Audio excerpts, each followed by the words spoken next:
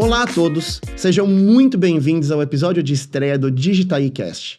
A gente sabe que por muito tempo a indústria farmacêutica tratou a transformação digital como uma coisa lá de futuro. E está cada vez mais claro que esse tempo acabou. Para quem ainda tem dúvidas, a IFEPEG-FEBRAFAR liberou recentemente o estudo Visão 360. E ele traz um alerta bem claro. 67% dos médicos recém-formados acreditam que a visita presencial vai acabar ou pelo menos reduzir drasticamente. O estudo mostra que essa nova geração não quer mais esperar representante para tirar dúvida. Eles buscam a resposta imediata em aplicativos ou plataformas de inteligência artificial. Ou seja, dados e inteligência deixaram de ser diferencial e viraram um pré-requisito de sobrevivência. E foi por isso que a Dr. Hub criou esse espaço aqui, para conectar a estratégia da indústria com tecnologia que entrega resultado. E para inaugurar esse projeto hoje, nós vamos dissecar um caso real de mudança na indústria farma. Então nós recebemos hoje para uma conversa duas pessoas do time da Adium. O Edgar Policelli, que é diretor de marketing OTC, excelência comercial e alianças. Ele assumiu o desafio na Adium há menos de um ano, em maio de 25, com a missão de acelerar exatamente essa transformação. E também a Juliana Souza, que é gerente de digital, que tem mais de uma década de casa na Adium, conhece profundamente a operação e viu todas essas fases do processo de evolução. E lógico, dividindo a bancada comigo, trazendo a visão de quem já foi CEO de grandes farmas, o grande Andreas Stracos, fundador da Dr. Hub. Sejam muito bem-vindos ao DigitaICast. Então, Edgar, vamos começar com você. Você chegou na Adium agora, praticamente, né? Maio de 25. Nem um ano, né? É. E uma das coisas que está muito clara é que farma não está mais aceitando o amadorismo digital. Então, o que eu queria que você falasse pra gente é, quando você sentou nessa cadeira, qual foi a missão que você recebeu e o que você enxergou de oportunidade para fazer com essa sua nova cadeira? Primeiramente, eu cheguei, eu tive uma surpresa muito bacana de entender que a Adium já estava num momento de prática digital, eu vou chamar assim, né? A gente já tinha testado alguns modelos, a gente tem um portfólio bastante amplo que vai de OTC a doença rara, então eu tenho um universo bastante distinto para avaliar e para praticar as ferramentas de digital que a gente tem. É uma escola, né? Muito ampla. Numa manhã você está falando de consumidor, à tarde você está falando de doença rara. Então, aliás, na mesma reunião acontece isso. Então, a missão que eu tive quando eu cheguei lá foi de realmente expandir o universo de testes que a gente já tinha feito. E isso passa por mudanças de estrutura de digital, por aprendizados e engajamento do público interno, treinamento de força de vendas, uma série de fatores que nos fazem ficar ainda mais claro essa necessidade de aceleração, né? Então, a missão clara ali, se eu pudesse traduzir em uma palavra, foi acelera. Legal. Muito legal. E agora, então, como eu já te conheço há um tempo, eu vou te chamar de Ju. Fica à vontade. Você tá na Adium já tem mais de uma década, sim, né? Vivenciou um monte de coisa e tal. E aí, me corrija se eu estiver errado. Eu lembro que você comentou comigo que no início desse momento de transformação, vocês fizeram vários testes, inclusive alguns testes com o WhatsApp, né? E no começo vocês não tinham ainda uma ferramenta específica, automatizada, era muito momento de teste, né? Então, eu queria entender o que você conseguiu extrair desses testes, né? O que tirou de interessante, quais foram as conclusões e como é que foi a relação de quem estava recebendo isso, né? O médico está disposto a engajar, o que você achou? Só localizando na linha do tempo, né? Quando a gente lançou a empresa Dr. Hub em 2021, ela já fazia digital, né? Era uma das poucas empresas que entrou na pandemia com um projeto consistente, ainda em escala pequena, mas consistente de marketing digital. E fazendo teste na unha, o que é raro, né? Teste prático. Exatamente. Ninguém tinha nada. Acho que no DNA da Adium, né, a gente tem muito dessa questão de inovar, de realmente tirar as coisas do papel. Então, acho que a gente realmente está buscando essa transformação digital há bastante tempo, até antes mesmo da pandemia. E acho que esses testes trouxeram para a gente uma riqueza muito grande de informação.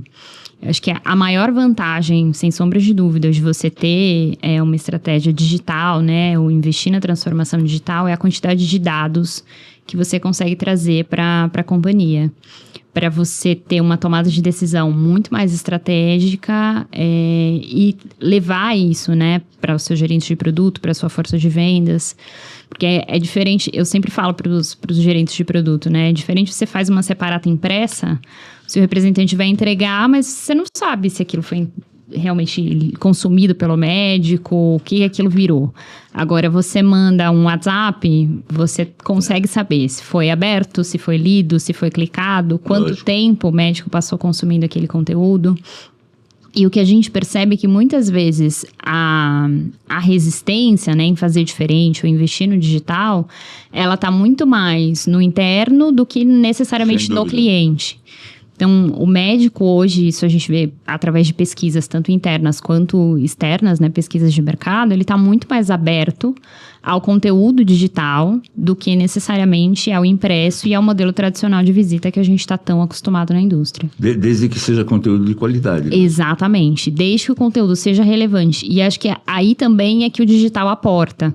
Porque com as informações que você consegue coletar, você consegue ter um nível de personalização que transforma o seu conteúdo de uma maneira, assim, fantástica. E acaba traduzindo, né, justamente essa atratividade aí pro seu cliente, pro médico e pro profissional de saúde. Só encaixar uma pergunta, outra pergunta para ela, porque a gente fala muito do obstáculo que é a força de vendas, né, a resistência do representante. Só que quando você faz o meio de campo entre o marketing e a força de vendas. Então, para o representante poder fazer um omnichannel de qualidade, ele precisa receber esse conteúdo de qualidade. E até aí, no começo da tua experiência, provavelmente o gerente de produto também não produzia conteúdo adequado para o digital, né? O conteúdo que serve para o presencial não serve para o digital. Exatamente. Então, teve esse desafio também do gerente de produto mudar a sua... Sim, eu acho que é uma mudança cultural mesmo, né? Que engloba toda a companhia. Então, essa mudança, ela vai desde o marketing até a área regulatória que faz a aprovação. Porque o conteúdo digital, ele é muito diferente. Até essa questão da personalização. Puxa vida, como eu aprovo 100 materiais diferentes? Porque eu tô falando com 100 tipos de médicos, né? Assim, 100 clusters. Então, acho que tudo isso é uma maturidade digital que as empresas precisam ir buscando e conquistando. E isso vem, sim, muito desse modelo de testar e aprender. Sim. Tem que ser um test and learn. E hoje em dia, né, até os superagentes que ajudam a fazer o material promocional, que foram treinados ali, produzem uma quantidade já muito maior e muito mais rápida de material, também podem ser treinados para ajudar nessa aprovação. Então, exatamente. As coisas caminham juntas, não pode ter silos ali, né? Essa junção desses superagentes traz essa granularidade e produção de materiais de qualidade, sem travar os processos internos que são importantes também. Você classificaria o impacto da inteligência artificial na velocidade e no custo da geração de material e na velocidade de aprovação do material de pequena, média, grande e gigante? Mais que gigante. É isso aí. É muito interessante ter ouvido vocês falarem isso, porque eu venho do universo de agência, né? E eu comecei a trabalhar com digital em 2008. Então, tudo isso que você falou, eu fui vendo isso passando de uma indústria para outra e é sempre a mesma coisa, né?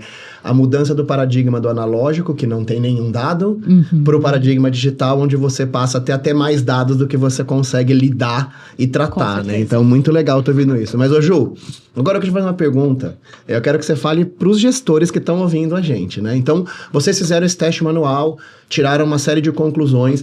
Então, o que eu quero entender em cima dessa experiência que você teve, como o André falou, lá quando ninguém estava fazendo ainda, né? Quais foram as limitações desse modelo, né? E como é que é rodar uma operação dentro de uma indústria do tamanho da de vocês sem uma ferramenta escalável? O que vocês enfrentaram nisso, até para ajudar quem está nesse momento de passar pelo que vocês já passaram? Eu acho que é muito importante as pessoas entenderem que você não precisa começar grande. Ter um modelo que não é integrado não é fácil, tá? De modo algum. Mas o que eu vejo muito as empresas errando é contratando uma plataforma gigantesca, gastando rios de dinheiro, sem saber necessariamente como pilotar. Então, às vezes você começar pequeno, testar em uma determinada linha de produto, em um determinado produto, em um determinado perfil de cliente, ver que aquilo funciona, coletar esses dados, aprender com esse piloto, vai te preparar, digamos assim, para essa ferramenta maior integrada. E aí, essa integração faz toda a diferença, obviamente. Vai te dar, como o Estevão bem disse aqui, até mais dados do que o que a gente pode trabalhar efetivamente. Mas isso é uma coisa que é ótimo quando sobra, né? Exatamente. Temos que trabalhar para sobrar e nunca para faltar, né? E aí, quando você tem essa integração, obviamente que você ganha muito mais informação, agilidade, você consegue personalizar de uma forma muito mais fácil. A efetividade da jornada, ela fica melhor, porque você consegue aprender de uma maneira muito mais ágil, né?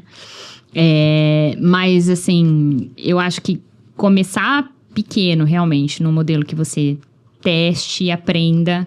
E às vezes nem... Se você não tem a capacidade de começar isso interno na sua empresa mesmo, ter bons fornecedores e bons provedores para te ajudar a começar, sabe? A implementar. Eu acho que muitas empresas podem começar dessa forma, através de parceiros, enfim, com essa ajuda externa. E depois, com esses dados... Exatamente. Até porque é aquilo que a gente falou do desafio do investimento em digital, né? Você sair do analógico e ir para o digital. Quando você não tem essa massa de dados, essa massa crítica, né? Para provar que uma tese deu certo ou que aquele projeto realmente foi efetivo, é muito mais difícil você conseguir um investimento ou o aval de um diretor, por exemplo, ou de um CEO de uma companhia da liderança, para você seguir ou fazer essa implementação. Então, quando você tem esse pool de dados... Já chega embasado, né? Exatamente. A conversa muda, é diferente. Não é uma ideia de alguém ou uma pesquisa que você viu ali. Você realmente tem o dado ali, né? Para provar que aquilo vai fazer a diferença para a empresa. A barreira para a aceitação do digital é muito maior do que para continuar fazendo o que você já faz. Para continuar fazendo o que você já faz. A inércia é mais fácil. A inércia a zona de conforto, né? Você muito vai mais fácil. decidir alocar 100 representantes num produto novo, todo mundo acha óbvio alocar os 100 representantes, né? Sem ter feito... Você me lembrou de um exemplo que eu dou muito, porque assim, é uma coisa que eu fiz, foi muita implementação de sistema. Então a empresa chegar a comprar um sistema, ela quer pegar um Salesforce com tudo. Não, porque agora o RH vai ter interligado com o comercial. E aí você fala, cara, essa é a pior coisa que você pode fazer. E o exemplo que eu dou assim, por que eu sei usar o Instagram e a minha mãe não sabe? Porque eu comecei a usar o Instagram quando eu tinha uma função. Sim. Aí entrou a segunda, entrou a terceira, entrou a quarta e você vai acostumando. Então, fala que você quer entrar com qualquer sistema digital na sua empresa, começa com uma boa plataforma. Não começa com uma plataforma ruim, mas começa com uma plataforma com uma função ou duas funções. E aí você vai atacando fase por fase. Então, poxa, vamos começar com o WhatsApp? Faz bem o WhatsApp. Tá fazendo bem o WhatsApp? Melhora a segunda parte e vai passando. Exatamente. O problema tá no conteúdo. Arruma o gargalo do conteúdo, vai para a próxima fase. Mas é o que você falou, chegar com uma plataforma gigante, tentar fazer tudo de uma vez só, é receita para erro total, né? E aí quem vai dizer, digital não funciona. Exatamente. Digital não funciona. Não, é você que não fez direito, né? E a gente vê muito isso, né? Você fala, eu tentei investir muito dinheiro, mas digital não funciona. Visita tradicional é muito melhor. Né? Agora já parte da premissa de que não vai dar certo, né? Então, exatamente. E não tem as métricas apropriadas. Também não é fácil ter métrica apropriada, né? Métrica, você tem, como a gente já falou, de qualidade de material, o perfil para quem você está mandando é muito importante. Talvez, se a gente falar, não, estou mandando um material por WhatsApp, isso é só uma perna da estratégia. A ponta do iceberg, não é nem a ponta do iceberg. Você tem N outras coisas para trazer para essa equação, né? O digital é muito mais exigente para o marketing em termos de qualidade de conteúdo. Total. Porque no presencial, um representante hábil, né, que saiba trabalhar relacionamento, ele supera essa falta de qualidade e consegue engajar o médico em relacionamento pessoal no digital, acabou. Ou você tem... É o famoso dedo nervoso, né? A pessoa tá assim, ó, no celular. E você compete com muitas coisas além do que o outro representante que tá aguardando ali na porta. Né? Essa é a minha tese inteira. É o que você falou no curso, né? É a minha tese inteira, que você está disputando por tempo. Exatamente. Você não está disputando com outra indústria, você está disputando o tempo de atenção. E com coisas muito mais agradáveis, prazerosas, divertidas, enfim. E com empresas que, cara, estão desde que surgiram pensando em o que elas podem fazer para maximizar a atenção do profissional daquilo. Meta, a Amazon, né? Elas estão, você está disputando lá, pô, eu vou assistir um seriado ou eu vou ler esse conteúdo que eu recebi. Assistir uma aula médica de 1h30. Não, exato. Vou ver um webinar ou vou assistir Game of Thrones, né? Quando é um webinar, a gente ainda agradece. Muitas vezes você grava um evento presencial ali, coloca no portal e você quer que o médico assista. Né? Não. Então... Sem lição, né? Exato, de 1h30 e meia hora vamos começar em 5 minutos. Mas agora vamos voltar para a estratégia. Então, a gente já ouviu agora a Ju falando, né? E aí eu queria saber o seguinte, com base nisso, com toda essa parte dos gargalos que ela falou, vocês então, principalmente com a sua vinda, né? Até você falou da sua missão. Como que foi? Como é que você fez para pegar esses gargalos que estavam acontecendo e passar para essa próxima fase? Trazer uma plataforma robusta. Quando você foi escolher, ou não sei se esse processo, como é que foi esse processo de escolha, o que vocês estavam procurando na empresa em termos de entregas dessa plataforma? A gente está falando de dados de cobertura, estamos falando de melhoria de orquestração, estamos falando de rastreabilidade, quais são as métricas que vocês estavam procurando numa plataforma robusta de digital? Acho que a resposta mais adequada aqui seria depende, né? Porque depende muito... Só um pouquinho. Normalmente quem manja muito responde depende. Estamos numa curva de aprendizado longa. Depende porque depende da estratégia que você tem, do portfólio que você tem, de qual é o seu target, de qual é o objetivo final dessa campanha, né? Para traduzir isso em exemplo. Como eu falei, a gente trabalha do universo de OTC a doença rara. Falando de doença rara, a gente pode pensar que a gente está falando de um nicho, mas também depende. Porque se eu estiver falando da captação de um lead, eu posso querer fazer algo muito massificado. Se eu estiver falando de uma conversa com um paciente, é algo muito massificado. Se eu estiver falando com uma especialidade médica, mas com poucos médicos, aí sim pode ser algo mais segmentado. Da mesma forma, existem produtos que são massificados e produtos que são altamente segmentados. Então, num produto altamente segmentado, eu falar de uma ampla cobertura não me parece ser uma estratégia vencedora. Da mesma forma que um produto massificado, se eu ficar falando só de frequência num target muito pequeno, também não me parece ser uma estratégia vencedora. Legal. Então, varia muito conforme a estratégia. O que tem que ter claro é qual é o objetivo desta campanha específica, qual é o target. E aí você consegue traçar a estratégia e combinar essa jornada de uma maneira mais clara. E nesse processo vocês encontraram uma ferramenta que atende isso para vocês hoje, que entrega dessas métricas que vocês precisam? Eu acho que você nunca pode falar de uma única ferramenta. Sem dúvida. Sim. Você vai ter ferramentas.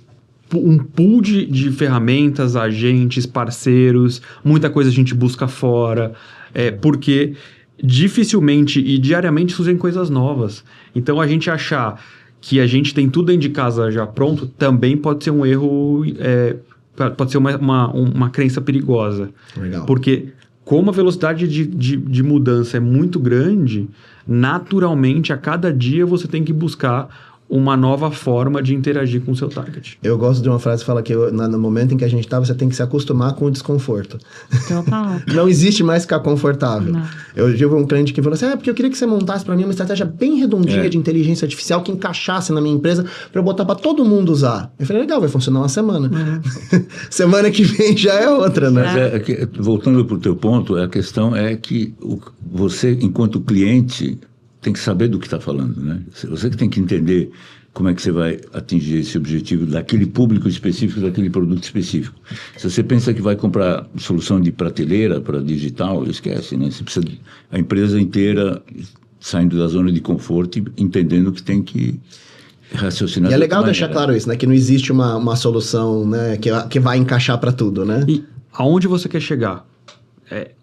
talvez uma campanha de um produto massificado realmente seja, ela quer chegar no maior awareness possível. Legal. Uma campanha de um produto nichado, ela pode querer falar de diferencial para o competidor, para um grupo muito seleto de médicos. Se você não souber onde você quer chegar, você pode ter todas as ferramentas do mercado, você não vai ter sucesso. Mas agora eu vou te apertar. Falando com o diretor que paga a conta. O que eu mais vejo no mercado é que tem muita gente ainda com medo de investir no digital porque acha que vai canibalizar o representante, que vai atrapalhar o dia a dia dele. Então, eu vou até pegar aqui o dado de uma pesquisa recente da própria Dr. Hub, né? Que fala que, 95% do mercado investe menos de 6% em digital e quase 60% investe menos de 3%. Não vou nem fazer comparações com outras indústrias, porque senão isso é até maldade, né? Então, o que eu quero saber de você? Bem direto mesmo, para os outros que estão acompanhando agora você aqui. O digital compete com a visita presencial? Como que você enxerga essa relação? O digital e a visitação presencial são altamente complementares. Essa crença de que uma coisa acaba canibalizando a outra, para mim é algo do passado. Para mim é, tipo, comer manga e tomar leite e morre. Tipo, é tabu que não faz sentido. Porque a realidade digital, ela permeia não só o marketing ou a área de digital, ela permeia o representante, ela permeia o médico. Todo mundo hoje está dentro do digital de alguma forma, seja na rede social, seja no WhatsApp, seja no site da empresa, enfim. Então, o digital hoje ele é uma ferramenta muito necessária e altamente eficiente para você conseguir complementar o que você já faz bem no presencial, né? no dia a dia ali do representante. Então, o profissional da indústria farmacêutica que não tiver conhecimento das ferramentas e propriedade para utilizá-las de maneira natural no dia a dia, vai perder espaço nos próximos anos. E aqui a gente não está falando necessariamente de redução de equipe, não é sobre isso. É a equipe poder utilizar essas ferramentas para que ela consiga atingir o maior número de clientes da melhor forma possível. Não acredito que as indústrias vão acompanhar o crescimento em termos de força de vendas que vai acontecer na classe médica. A gente vai ter 1 milhão de médicos em alguns anos no Brasil. Então você precisa criar estratégias para chegar nesses médicos e não vai ser somente no físico. Desde a Revolução Industrial a gente escuta isso falando, né? Que toda nova revolução vai acabar com os empregos, vai acabar com todo mundo. Entrou a revolução agora de um monte de empresa demitiu times inteiros só para depois baixar a cabeça, se humilhar e lá recontratar todo mundo de novo. Então, eu realmente acredito que o que está vindo agora, todas essas transformações, elas vão gerar uma mudança radical, provavelmente a mais radical que a gente passou, mas a gente ainda o ser humano ainda vai continuar gostando de ter contato com outro ser humano. Total. Quando veio o YouTube, eu sou professor, né? Quando veio o YouTube, um monte de gente falou, sua carreira acabou, porque agora qualquer conteúdo vai estar lá, você vai dar uma aula, um aluno vai gravar, vai jogar no YouTube e pronto, para que vai assistir sua aula? Eu tenho tido mais demanda de aula e palestra do que eu sempre tive, então, mas e aí, o conteúdo tá lá. Você não quer ir lá no YouTube? Tem aula, a mesma aula que às vezes eu estou dando numa pós-graduação, tem ela inteira gravada no YouTube, mas o aluno gosta, ele quer ir lá, ele quer conversar com o professor, ele quer interação com outros alunos. Então, para mim, isso do ser humano não muda. Eu brinco como quem gosta da área de evolução, né? É o mesmo cérebro há mais de 100 mil anos. Então, aquele computador primeiro, que era o 3. Oh, meu Deus, o computador aquele que botava capinha, me fugiu o nome, primeiro o Pentium, né? Era aquele o Pentium 100 rodando o Windows 11, né? Então você tá um hardware velho com um software novo. Mas o hardware é o mesmo, ele vai continuar tendo as mesmas demandas. Então é isso, eu não vejo esse desespero e eu concordo com você. Eu acho que a tecnologia não vai tirar os empregos, vai potencializar o trabalho. Ela vai ajudar, a tecnologia vai ajudar a gente a ser mais eficiente no que a gente faz. O exemplo melhor disso é o Omnichannel entendido pelo representante, né? Que ele, hoje, numa visita presencial, tem cada vez menos tempo para compartilhar conteúdo rico. O médico não dá o tempo dele mostrar um resumo de congresso ou um estudo em detalhe, e ele tem ali no digital um canal adicional para ele fazer chegar esse conteúdo para o médico olhar no momento que o médico tiver tempo de olhar, que não é naqueles 3 minutos ali que ele tem, né? Quando o representante enxerga isso, de que a tecnologia pode potencializar o trabalho dele, ele adere com muito mais facilidade. Sem dúvida. Com certeza. O representante é e deve ser o grande orquestrador dessa régua de relacionamento, porque é ele que tem o conhecimento suficiente do médico para saber o que é melhor e mais oportuno e mais eficiente para essa relação. O digital traz a possibilidade dele se fazer presente mesmo sem estar presente. E isso é o que vai diferenciar o representante. Aí vai um choque de realidade, né, para as pessoas. Para admitir que uma barreira grande disso, por incrível que pareça, no nosso caso, por exemplo, o comprador normalmente é o marketing, né, que compra a campanha. E aí você oferece para ele, eu ofereço campanhas gratuitas, omnichannel, para ele mostrar para o representante como ele pode potencializar. E essa divisão de marketing e vendas nos laboratórios, na maior parte dos casos, impede essa coisa de acontecer. Porque ele vai ter que ir lá falar com o gerente nacional de vendas. O gerente nacional de vendas vai oferecer uma resistência passiva, né? Porque aquele negócio que vem do marketing ele já fica com o pé atrás, né? É uma barreira, né? Vamos pôr os pés na realidade. É uma barreira grande que as pessoas não querem enfrentar, né? Não, e o que eu vejo muito é, cada pessoa consome conteúdo de um jeito. Tem gente que é autodidata, gosta de estudar sozinha. Tem gente que gosta de fazer curso. Tem gente que gosta de podcast. Tem gente que gosta de vídeo. Tem gente que gosta de ler texto. Então, o que eu vejo que é o principal papel desse representante nesse novo universo é ele entender quem é esse médico e falar qual é o conteúdo que eu vou entregar para ele e que horas que ele vai consumir. E aí o papel do marketing nesse eu preciso entregar para o meu representante o mesmo conteúdo em vários formatos ricos para que ele saiba fazer essa seleção e falar, pô, doutor, eu sei que você corre de manhã, tem um podcast aqui de meia hora que fala exatamente aquilo que o senhor me passou da dúvida que não estava entendendo. Talvez na hora da sua corrida, se você quiser escutar. Pronto, manda lá o podcast para ele. Ah, não, pô, o cara não escuta podcast, mas ele sabe que ele gosta de aula online. Pô, tem uma aula. Então, e aí esse papel, esse conhecimento é o representante que tem.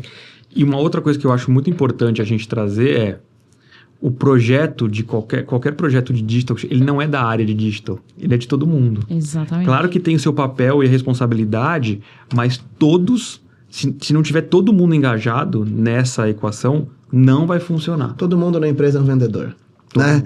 No fim das contas, a gente está dentro de uma empresa porque a empresa faz o que? Ela vende alguma coisa. Se você não está ajudando a sua empresa a vender, tenho más notícias para você. Mas, ó, pra gente encaminhar para encerramento, tenho mais uma pergunta para cada um. E aí, Gil, agora é só ver, Gil. Você que está na Agion já há tanto tempo, passou por tantas fases diferentes, começou até antes do restante do mercado com esse processo de testar a água no digital. Como que foi a aceitação do time de campo para esse monte de coisa? E a gente sabe que normalmente não gosta de mudança com esse monte de coisa que vocês vieram testando. Eu acho que é sempre uma mudança cultural, né? E a indústria farmacêutica, ela é uma indústria mais tradicional, então a gente sabe que as mudanças acontecem, né, de uma forma um pouco mais lenta. Mas, de modo geral, a gente, como eu disse, a gente começou a testar um pouquinho antes da pandemia, né? Ter uma ferramenta ali para engajar com o médico. E aí, quando veio a pandemia, o representante começou a ver o valor daquilo, porque ele não podia estar lá, mas a ferramenta poderia. Ele conseguia ali disparar e-mail, o médico conseguia pedir amostra através da ferramenta, enfim, fazer uma série de coisas que mantinha a empresa presente, né, e o produto presente para o médico. Então, eu acho que quando a força de vendas começa a ver valor na estratégia, nos pontos de contato, ela começa a ver que aquele médico que recebeu, né, uma jornada... Começa a quebrar a resistência. Exato. Começa a responder, né, a ter os resultados que a gente espera, eles começam a valorizar também. Então, eu acho que é uma curva de aprendizado interna e da força de vendas também. No começo nunca é fácil, mas eu acho que hoje o próprio mercado, ele obriga a gente a fazer isso, né?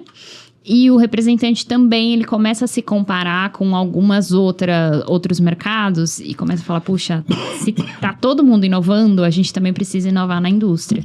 Então, hoje a gente já chegou num nível na Adium, obviamente que é como o Ed falou, a gente está sempre, né, aprendendo e não é diferente com a força de vendas. Você tem perfis também de representantes. Mas hoje a gente já chegou num estágio na Adium que a própria força de vendas nos cobra de ter material omnichannel. Cadê, né? Puxa vida, cadê o e-mail do produto tal? Nos dá sugestão, avalia os conteúdos, então nos dá feedback, tipo, olha, aquele conteúdo meu médico adorou.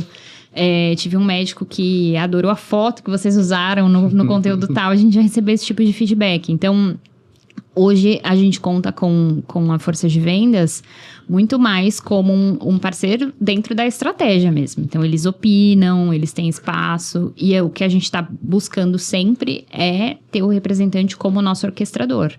Então, ele é o dono do cliente, ele é quem aplica a jornada. Tem um contato direto e tem esse feedback que o marketing não tem, né? Exatamente. Ele sabe qual conteúdo deu certo, qual que não deu. Porque por mais que você tenha métricas, né? E eu sei, né, que o doutor Estevão leu aquele conteúdo ou curtiu, enfim. Eu não vou conseguir saber que ele adorou a foto ou que ele achou aquela foto um diferencial. Sim. A gente teve isso no dia do psiquiatra, por exemplo. A gente mandou um material e um médico falou, nossa, que legal que vocês colocaram uma mulher nesse material, né, ao invés de um homem. E o representante mandou uma mensagem pra gente, olha, meu médico adorou, pontuou isso. Então, é o tipo de informação que você precisa dessa retroalimentação realmente, né? E quando a gente passa a trabalhar em conjunto com a força de vendas, quando a força de vendas se enxerga não só como quem tem que implementar, mas quem desenha a estratégia também, né? Quem participa da estratégia, eu acho que você tem um grande diferencial e a sua aceitação por parte da força de vendas também passa a ser muito maior. Quebrou um pouco até essa divisão, né? Exatamente. Você quebrar essa divisão, você contar com o conhecimento da força de vendas para fazer um desenho de uma estratégia omnichannel realmente efetiva faz muita diferença. Muito legal.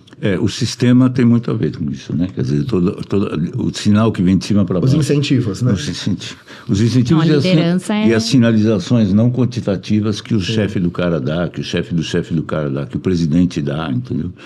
Eu tive experiências de mudar uma política dentro da empresa e dali a 6 meses sair com um representante no campo, ele não estava fazendo nada daquilo, porque simplesmente a hierarquia não comprou, né? Então... tem uma história famosa da Microsoft, que times internos da Microsoft, um boicotava produto do outro, porque eles eram estimulados a competir. Então, era a mesma empresa, um boicotando o produto do outro. Então, tudo depende do incentivo de como a liderança trata. Liderança, né? A liderança é muito importante nesse processo também. Edgar, agora eu quero falar de orçamento. Eu sei que você não vai poder falar de valores propriamente dito, né? Abrir pra gente nenhum detalhe. Mas o que eu queria saber de você é como é que tem sido, já que você foi trazido com essa missão, né? De trazer mais digital, de avançar em omnichannel e tal. Como é que tem sido o engajamento que você tem conseguido para trazer mais verba? Se você tem conseguido fazer isso, se tem vindo essa demanda, ou se você ainda sente muito daquela briga do tradicional com o digital ficando com a rebarba ali, ou mata um impressinho aqui e põe mais um digitalzinho ali. Como é que tá isso no seu orçamento 2026 aí?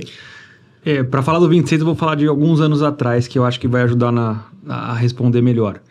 Eu peguei uma época que o digital era o que sobrava, né? Então, que a gente ficava ali com... não é mais 1% do orçamento, era um buffer de verba, ficava alocado como digital. A realidade hoje é completamente diferente, né? A gente tem pré-determinado orçamentos, uma parte significativa do orçamento de cada marca ou franquia destinada ao digital. Claro que depende, de novo, da estratégia e de qual o objetivo de cada uma já vem da liderança, das marcas, já vem como uma premissa dentro dos planos de cada uma das marcas. Então, é uma realidade completamente diferente. E eu acredito que isso é um caminho sem volta. Aliás, eu acredito o contrário. Eu acho que cada ano isso vai aumentar para que a gente consiga ser cada vez mais assertivo nas estratégias, aprendendo com modelos novos, aprendendo com ferramentas novas e trazendo. E um ponto que eu acho fundamental, que a gente já conseguiu chegar aqui é mostrar dentro da própria Adium os cases que deram certo. E isso é uma grande ferramenta de vendas dentro da própria empresa. Falou, ó, produto X teve essa estratégia aqui, essa régua de relacionamento com os médicos, e os médicos que tiveram o maior engajamento atingiram esse resultado. Então, você consegue mostrar na prática como investir em digital faz sentido. Muito legal. Pode falar, lógico. Deixa eu complementar e voltar um pouco atrás numa coisa que nós não tocamos, né, durante esse papo, que é ferramentas concretas. Falou que cada produto tem a sua estratégia, tem o seu target, e as ferramentas têm que ser apropriadas. Mas em termos de canal, né, se você tivesse que... Porque, vamos lá, Omnichannel é legal, né, é um conceito bonito e tal, mas tem ferramentas concretas. O Omni se compõe de diferentes canais. Né? Daí vem o Omni, né? Né? Então, tirando para o presencial, se você tivesse que ranquear, porque não tem tanta opção, né, no marketing ético de canal que você pode utilizar, né? Existe um canal que você chamaria de essencial, ou vocês chamariam de o canal essencial além do presencial? Falando de Brasil, o WhatsApp é uma coisa muito, muito proeminente, né? Então, ele é muito democrático. E muito acessível de várias formas. Então, ele, talvez, em termos de ranking, ele seja um dos principais.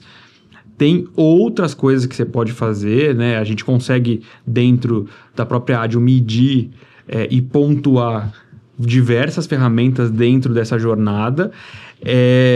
E, óbvio, cada médico vai ter a sua ferramenta preferida, que se adequa mais à realidade dele, mas se eu tivesse que escolher uma, eu acredito que o WhatsApp seria uma ferramenta mais democrática mesmo, mais ampla e com uma cobertura maior do que a maioria das outras.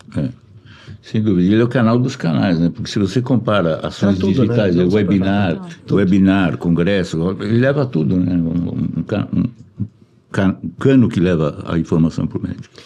Mas eu quero encerrar com um comentário seu, André. Você que já foi CEO, já passou por um monte de farmas diferentes. Eu queria que você tentasse resumir o que você acha que vai acontecer, e falar até para os CEOs, para os diretores que estão ouvindo a gente, para quem está entrando 2026 ainda com aquele olhar de tô só observando, tô vendo o que os outros estão fazendo, tá todo mundo falando de omnichannel, mas tô esperando um case. O que vai acontecer com as empresas, com os times que ainda não entenderam e que estão ignorando essa demanda dos novos médicos para um novo modelo de trabalho? O que você acha que acontece com essas empresas? Já está acontecendo, né? Porque a nossa inércia, a inércia dos resultados na farma é gigantesca, né? Quem viveu a pandemia viu que durante a pandemia pouca gente fez transformações substanciais no seu modelo de negócio, comparando presencial com digital. E saiu da pandemia do mesmo jeito que entrou. É uma indústria que você vai ver o resultado das suas ações dali a 3 anos. Então, e aí você muitas vezes nem associa a ação ou a inação àquele resultado. Então, quem não está se mexendo agora já vai ter consequências. Vai sentir esse ano já. A gente está muito em contato com as pessoas nesse nível que vocês trabalham e sabe que muito laboratório já está se mexendo, como você falou, com projetos em escala piloto, experimentando, vendo resultados, o que funciona melhor, o que funciona... Quem não está fazendo, já era. Já tinha que ter se mexido há 2 anos atrás, né? É aquela a historinha do sapo, né? do sapo da água quente. Quando você for ver, você está frito, já está cozido, né? Então, eu vejo muita gente falando isso, que não, mas eu vou esperar o outro, quando o outro fizer eu faço. Só que ele não enxergou que o outro, agora que você começou a ver, o outro começou há 2 anos. E para você chegar onde ele tá, você vai passar por esse processo de aprendizado de 2 anos. Talvez um pouco mais curto, 1 ano, 1 ano e meio, mas você tá 1 ano atrás do outro que já tá fazendo. E aí, o que você vai fazer com o seu market share nesse período que você tá aprendendo o que o outro já aprendeu, né? E tem gente ainda parada, né? Tem bastante gente parada.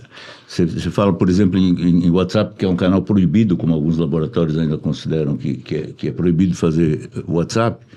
Eu ouvia isso de 8 em 10 laboratórios em 2021. Né? E hoje ainda tem gente falando isso. Só que, sei lá, 70%, 80% da indústria, de uma maneira ou de outra, já faz. Né? Então, e se você é um gerente geral ou um diretor de marketing e está esperando alguma sinalização mais forte para se mexer, esquece, porque esses movimentos não são... Nossa,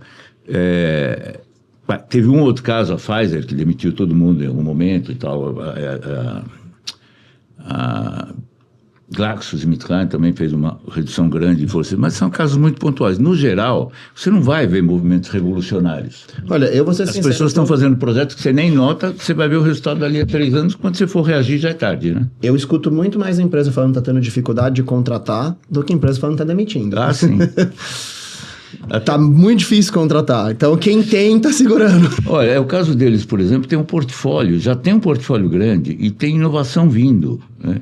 Então, não se trata de demitir, se trata de conseguir fazer mais com o mesmo recurso, em geral, né? E alocar o recurso na estratégia correta, né? Então, aonde efetivamente cada recurso faz sentido. Fantástico esse comentário. E uma coisa que eu acho muito importante, voltando no WhatsApp, é muito mais fácil você ter, muito mais seguro você ter um padrão de envios de comunicação via WhatsApp do que você correr o risco de estar sendo feito de maneira irregular, informal, sem seguir determinadas normas de cada uma das empresas. Então, me parece que uma padronização via ferramenta traz um nível de segurança e compliance muito mais alto do que você simplesmente ignorar que isso existe. Segurança por um lado e eficácia por outro, porque a uniformidade da mensagem, até que alguém me prove o contrário, né? Ter uma mensagem uniforme, consistente ao longo do tempo e entre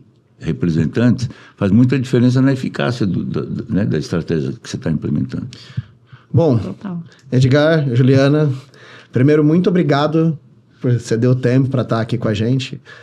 Falando por mim, pelo que eu tenho visto, é bonito ver alguém que tá, né, começou tão cedo, aprendeu, apanhou, né, tá puxando essa estratégia, não tá esperando só aparecer um case com todos os dados, tá lá apanhando e aprendendo, então é bonito ver isso. Né? Como o André, às vezes o digital não espera ninguém, não dá para ficar parado, a inércia vai te matar.